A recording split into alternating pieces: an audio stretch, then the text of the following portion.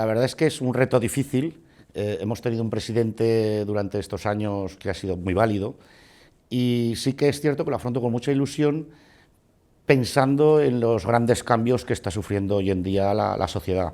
Entonces, bueno, tenemos que modernizar este comercio, tenemos que ayudarles, tenemos que captar más asociados, porque sí que es verdad que como asociación, cuantos más seamos, pues más fuerza tenemos, más nos oyen los organismos públicos. Yo creo que la evolución es un poquito también estar pendiente de lo que el mercado demanda, ¿no?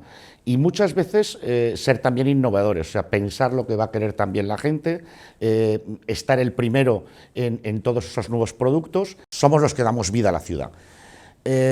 Poco a poco nos estamos recuperando, hemos tenido mucho cuidado con las medidas sanitarias, el comercio sí que ha sido el más prudente, era un sitio donde podías comprar tranquilo y con seguridad porque no había aglomeraciones.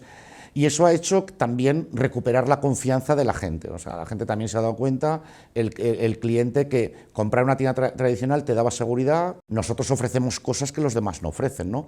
Hablo sobre todo en tema de servicios, cuando nosotros llevamos a domicilio de un cliente uno de nuestros productos, pues le das un servicio que los demás no se lo pueden dar. Eso hace que ganes la confianza del cliente. Y luego, a partir de ahí, hombre, el asesoramiento en tienda, en productos donde llegas, compras y te lo llevas.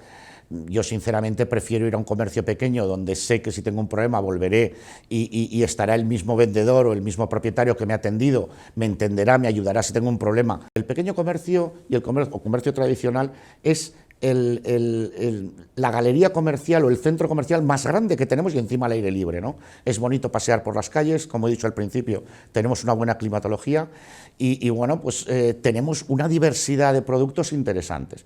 Si eso hace que las instituciones nos apoyen, como nos están apoyando, pues bueno, hace que sea más interesante, ¿no? Ellos también, el poder de comunicación que tienen es más importante y más fuerte a lo mejor que el nuestro, y entonces dar a entender a la gente que esa reunificación de comercios por calles, por sectores, pues yo creo que es positivo.